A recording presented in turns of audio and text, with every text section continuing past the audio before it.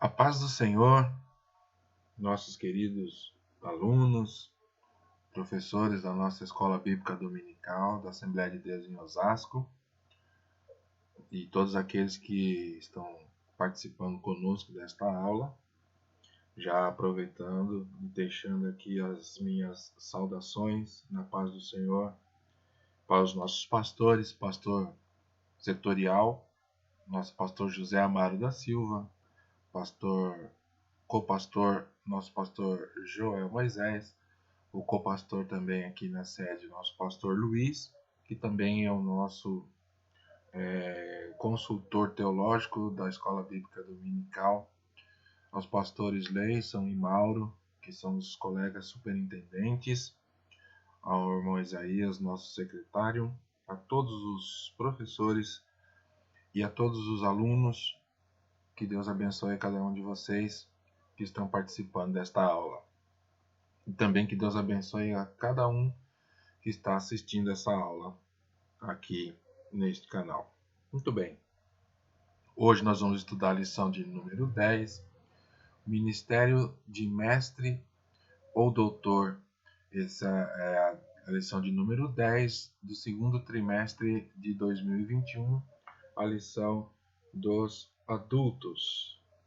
E nós vamos estudar essa lição sobre o ministério de mestre ou doutor. O nosso texto áureo, de modo que, tendo diferentes dons, segundo a graça que nos é dada, se é ensinar, haja dedicação ao ensino. Romanos capítulo 12, versos 6 e 7. A verdade prática diz: os vocacionados por Deus para o ministério do ensino são por ele chamados para edificar a Igreja de Cristo. O objetivo geral da lição é retratar a missão do ministério de mestre e os objetivos específicos. 1. Aprender que Jesus, o mestre da Galileia, é mestre por excelência. 2. Identificar a ordem de Jesus aos seus discípulos para ensinar a igreja do primeiro século. 3. Saber da importância do dom ministerial de ensinador na igreja local. A leitura bíblica em classe está em Mateus capítulo 7, versos 28 e 29, Atos capítulo 13, verso 1, Romanos capítulo 12, versos 6 e 7, Tiago, capítulo 3, verso 1. Mateus 7, 28. E aconteceu que, concluindo Jesus este discurso, a multidão se admirou da sua doutrina, porquanto os ensinava com autoridade e não como os escribas. Atos 13, verso 1. Na igreja que estava em Antioquia havia alguns profetas e doutores, a saber, Barnabé e Simeão, chamado Níger, e Lúcio, Cirineu e Manaém, que fora criado com Herodes o tetrarca, e Saulo. Romanos 12, 6. De modo que, tendo diferentes dons, segundo a graça que nos é dada, se é profecia, seja ela segundo a medida da fé. Se é ministério, seja em ministrar. Se é ensinar, haja dedicação ao ensino. Tiago 3. Meus irmãos, muitos de vós não sejam mestres, sabendo que receberemos mais duro juízo. E aí vamos entrar já nos tópicos da lição. Nós temos aí o tópico 1, mas antes vou fazer aqui uma breve introdução para entendermos o contexto todo. E eu quero começar essa introdução dizendo o seguinte, que ensinar é uma arte. Não é somente um transmitir de conhecimento. Requer, antes de tudo, vocação, dedicação, conhecimento, didática na aplicação de métodos. Esses requisitos são essenciais para quem deseja abraçar a profissão de mestre ou professor, que anda escasso. No caso do dom ministerial de ensinador e mestre e doutor, além dos já citados requisitos, outros de cunho espiritual são também necessários. Essa junção de requisitos proporcionará um ministério profícuo e dedicado, como ensina a Bíblia, quando diz que é o que ensina que deve haver a dedicação ao ensino. Então, é o que nós vimos aí na leitura bíblica em classe, que precisa haver essa dedicação, e a dedicação é a junção desses requisitos essenciais para que a pessoa exerça um ministério profícuo de ensinador. E aqui então, já no tópico 1, Jesus, o mestre por excelência, que traz os subtópicos 1, 2 e 3. O mestre da Galileia, o mestre divino, o mestre da humildade. A leitura bíblica em classe, em Mateus 7, 28 e 29, diz: a multidão ficou admirada com o discurso de Jesus e com a sua doutrina. Na ocasião desse discurso, o mundo vivia o período histórico chamado Antiguidade, onde era muito comum, por exemplo, na Grécia Antiga, alguém se apresentar em locais públicos e discursarem sobre diversos assuntos. Foi assim que surgiram as chamadas polis, tidas como o berço da democracia. Foi nesse período também que surgiu a figura dos sofistas, os sofistas gregos, reconhecidos como mestres, e que levavam a educação de casa em casa, em troca de moedas para o seu sustento. Foi a primeira vez, mais especificamente, que a educação servia também para o sustento de quem trabalhava com ela. Todas essas influências gregas apareceram também no Império Romano. Alguns anos mais tarde, isso aconteceu. Devemos considerar que a Palestina, nesse período, era território pertencente ao Império Romano. Os judeus, embora sob o domínio romano, tinham liberdade de se reunirem nas sinagogas, onde lhes eram ensinados os fundamentos do judaísmo. Foi exatamente nesse período que apareceu Jesus ensinando e discursando de forma diferente. Qual era a diferença nos discursos de Jesus? A Bíblia responde, no verso 29, porquanto os ensinava com autoridade e não como os escribas. Os escribas ensinavam somente usando seu intelecto, mas não tinham autoridade. O próprio Jesus, que em outro texto diz que a vida deles era como um sepulcro caiado, falavam e não cumpriam, falavam da boca para fora, falavam, mas não viviam o que estavam falando, ensinando. Ensinavam ao povo, colocando regras que nem eles mesmos seguiam. Jesus ensinava com autoridade. Essa autoridade foi passada para a igreja através do Espírito Santo, que hoje vocaciona e inspira homens e mulheres ao ministério de ensinamento. A estes também os capacita e os reveste de autoridade. Jesus deve ser o nosso target. Esse é um termo usado na indústria quando se tem um objetivo, um alvo, é chamado de target, a palavra inglesa. Ou seja, Jesus deve ser o nosso target como ensinadores, nosso objetivo a ser seguido, a ser alcançado. De todos aqueles que estão ou aspiram a estar exercendo o dom ministerial de ensinamento. Jesus, como um verdadeiro sofista, percorria toda a Galiléia, ensinando nas suas sinagogas e pregando o evangelho do reino.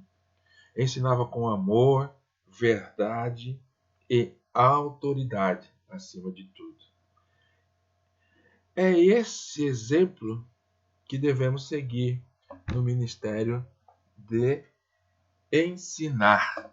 Portanto, a síntese do tópico 1, Jesus, o mestre da Galileia, é reconhecido em o Novo Testamento tanto como mestre divino, quanto mestre da humildade, porque ele ensinava com amor, com dedicação, ensinava usando diversos métodos, ensinava não apenas com palavras, ensinava sobretudo com autoridade vinda de Deus. Ele também era Deus, né?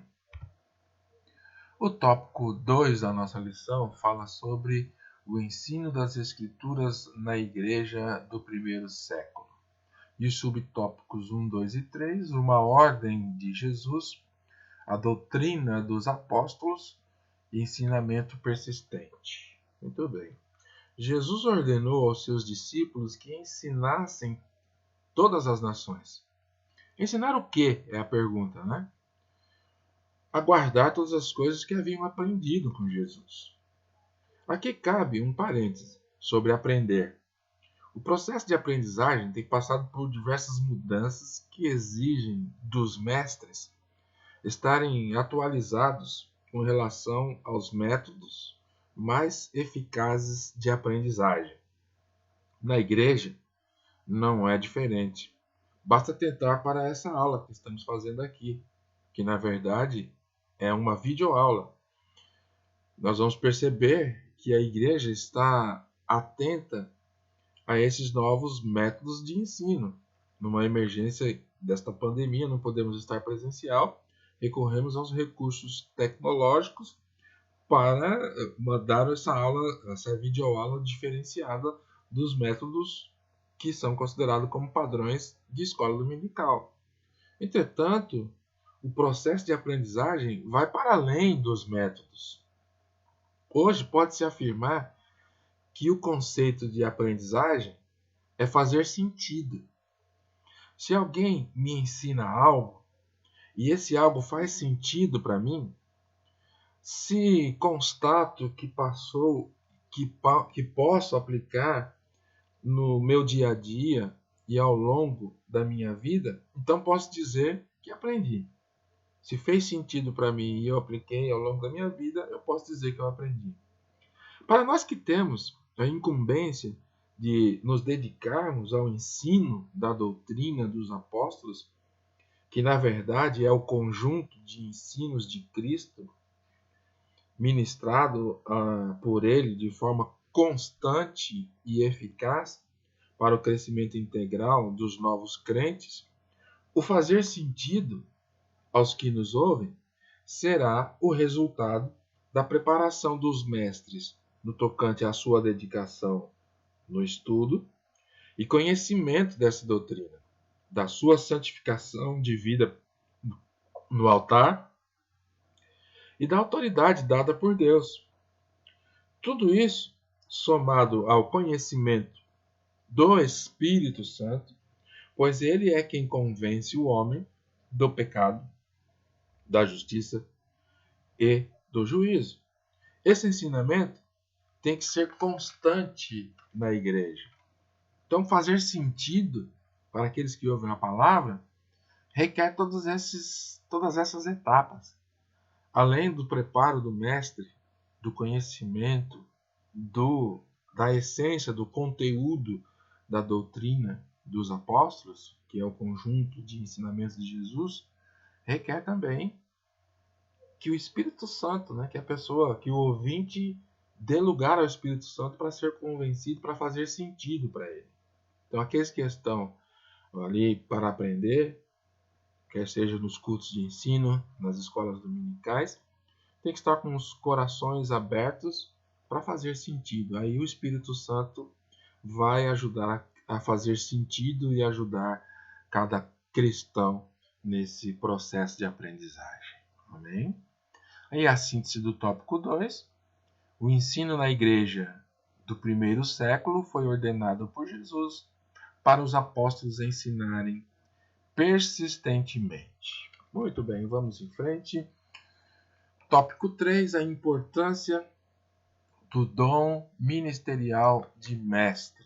E os subtópicos 1, 2 e 3, uma necessidade urgente da igreja, a responsabilidade de um discipulado contínuo, requisitos necessários ao mestre. Em uma determinada pesquisa recente no Brasil, apontou que dentre as diversas profissões escolhidas por jovens, um número muito pequeno, quase que inexpressivo, de jovens queriam dedicar-se à carreira de professor. Outro grupo só exerceria esta profissão se não conseguisse alcançar a profissão desejada. E então usaria a educação como alternativa de sobrevivência financeira. Por certo, esse é um dos motivos para o chamado fracasso da educação em nosso país. Esse adendo se faz necessário porque na igreja, guardadas as devidas proporções, parece que o sonho de jovens crentes é ser missionário, pregador, pastor. Dificilmente se ouve alguém dizendo que gostaria de ser professor da escola bíblica dominical. Cabe uma reflexão sobre como exercer com excelência, dentro das nossas limitações, o dom ministerial de professor ou mestre no serviço de ensinamento da igreja local. Como já exposto anteriormente, ensinar requer vocação e dedicação, mas também requer preparação. E essa preparação requer alguns quesitos indispensáveis aos mestres, professores, ensinadores da igreja local. Especificamente falando, nós vamos elencar aqui algumas dessas características, desses requisitos. O primeiro, que é citado pelo comentarista da lição, tem que ser salvo em Cristo. Sem essa condição, impossível exercer tal ministério, né? Está muito claro isso. B. Ter o hábito de ler. Todos reconhecemos a importância da leitura, como diz o comentarista da lição. A questão da leitura no nosso país é uma questão cultural.